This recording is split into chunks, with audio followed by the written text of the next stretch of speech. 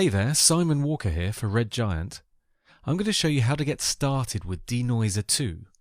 It's a plugin which, as the name suggests, targets and reduces noise and artifacts from video footage.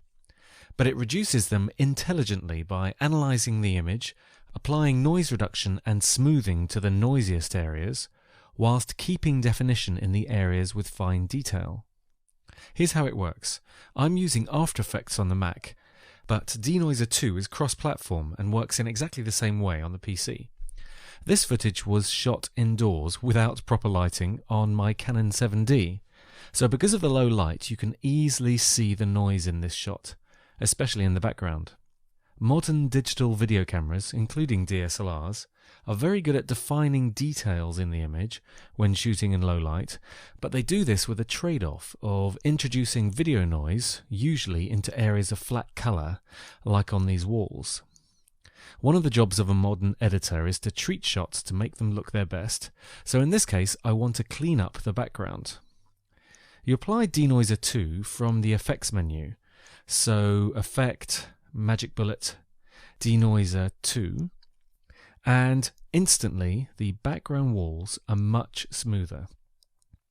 I'll just zoom in a bit and toggle the filter on and off to show the before and after states of the effect. The blocky video noise has been smoothed out to make the image look much better. You can also see how the noise is distributed over the different video channels. Here's the noise in the red channel and how the plugin is reducing it. Here's the blue channel, showing how this wall is much smoother now. This is all at the default settings.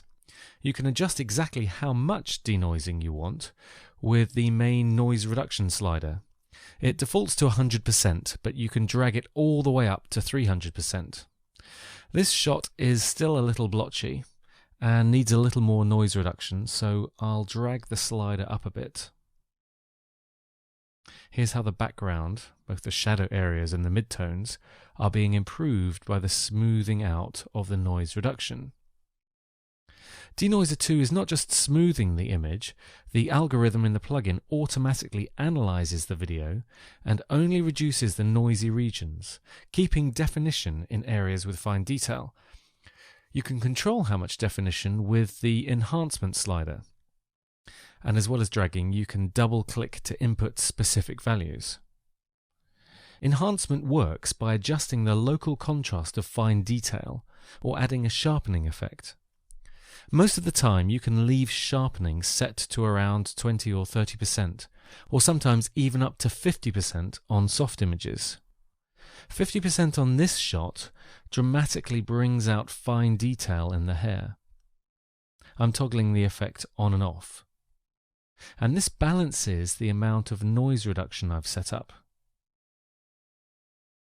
So these two sliders, noise reduction and enhancement, are built to work in tandem, so you can fine-tune and balance the amount of noise reduction and enhancement in each shot. Of course, it's possible to set enhancement to 100%, which in this shot dramatically exaggerates the details in the edges of the mirror, and also the highlights on the backs of the chairs. Because it's performing a sharpening function, it's creating a halo effect on these highlights, so the 100% setting is too high for this shot. But it's there in case you need it. You can adjust it to suit. The important thing is that you've got control over the settings and you can fine-tune each shot. I'll set it a bit lower so I've got a nice balance between the noise reduction and the fine detail. The development team at Red Giant has spent a lot of time configuring how much noise is removed and how much detail is retained at the default settings, as they're very aware that people are working on deadlines, so they need to be able to get good, fast results. Throw on the plugin, do a little tweaking, and then move on to the next shot. They've also completely rebuilt the plugin from the ground up, with the emphasis not only on the speed of processing, but also making it as stable as possible. It works in After Effects CS3, right up to the current version of After Effects, so it's both 32-bit and 64-bit compatible. The proof of the effect is, of course, in the playback.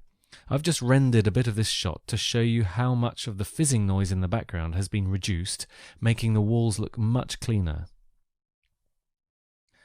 Now I'll show you the original shot without Denoiser II applied, with all the distracting, fizzy, noisy areas.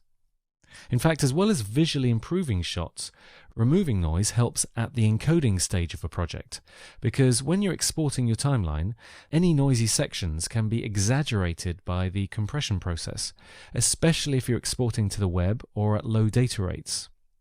Also, less noise in a shot means the encoding process can be more efficient, and you can get better looking video at smaller file sizes. Plus, it's a great way to either improve a shot or rescue one that was otherwise unusable because of the noise. You may have noticed that I've got both Denoiser I and Denoiser II installed on the same machine. You can have them sitting side by side. Because the code for Denoiser II is completely rewritten, you'll need to reapply it to previous projects, but the interface is almost identical. You can adjust the fine-tuning offsets, which let you increase the amount of noise reduction in specific channels. These update depending on the type of source on which your video was originated. So if the footage source is set to video, you've got control over the luminance and chroma channels, and also over how much chroma compression artifacts are smoothed out. There's a new fine details control, which allows further fine-tuning over the amount of noise reduced in really detailed areas of the image. And if you're working with footage originally shot on film, and then later scanned as RGB, you can switch the footage source to film, and the fine-tuning controls update accordingly, letting you adjust the noise in each channel. Similarly, the shadow and highlight offset controls let you control or target how much noise is reduced in the brighter or darker areas of the image. So in this shot, I can increase the amount of noise reduction applied to the shadows and darker areas of the walls, whilst at the same time limit how much smoothing is applied to the brighter parts of the image. These controls are most useful for videos shot in low light, where it's handy to be able to concentrate more on removing the noise from the shadows rather than the highlights. Denoiser II is designed to help you work more quickly, so it automatically samples noise at the current frame, but you can help increase the amount of noise it detects by using the noise detection level control. Switching on Show Noise Detection gives you a visual indication of which areas of the image are considered noise. Large clusters of blocks show uniform areas that can be perceived as noise, and the more you drag the noise detection level slider, increased areas will be used to create the noise fingerprint. This fingerprint is used for the whole clip, so if you're not getting the exact results you want, try sampling another frame, or a particularly noisy frame, which you can do by moving the current time indicator, or playhead, and clicking the Sample Frame button. So on this shot, across multiple frames, it's doing a great job of targeting the noise typically present in areas of flat color. Denoiser has motion detection settings to deal with video clips that have lots of movement in them. This is a shot from the excellent short film Plot Device, directed by Zeth Worley, which you can see up on the redgiant.com website. This shot has got lots of camera movement, and the main actor is running through the scene. It was also filmed towards the end of the day, when they were starting to run out of light, so it's got a little bit of noise, but not dramatically so. The problem with noise, though, is that it can be easily exaggerated with color correction or exposure adjustments. I've used Colorista 2 to give the shot a slight exposure lift, which has made the underlying noise much more visible. This is especially easy to see in the red channel. Denoiser 2 does a pretty good job of combating the noise, smoothing out the background, whilst still emphasizing some of the details on the folds of his shirt. But for shots like this, with lots of movement, you can select motion estimation to do a more intelligent denoising process by automatically comparing which pixels have moved between frames and deciding what is actual noise and what is natural motion. When you switch on motion estimation, it enables the noise hint setting, which also helps Denoiser decide what are the moving elements in the shot and what is noise. It helps the motion estimation process do its job better.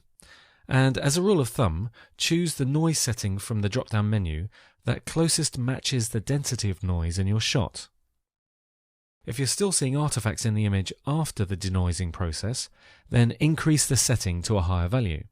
So on this shot, without motion estimation switched on, there are still a few artifacts present around the hands, mostly because they're moving very quickly through the frame. When I enable motion estimation though, with the noise hint set to high, these artifacts are reduced and the picture is cleaner.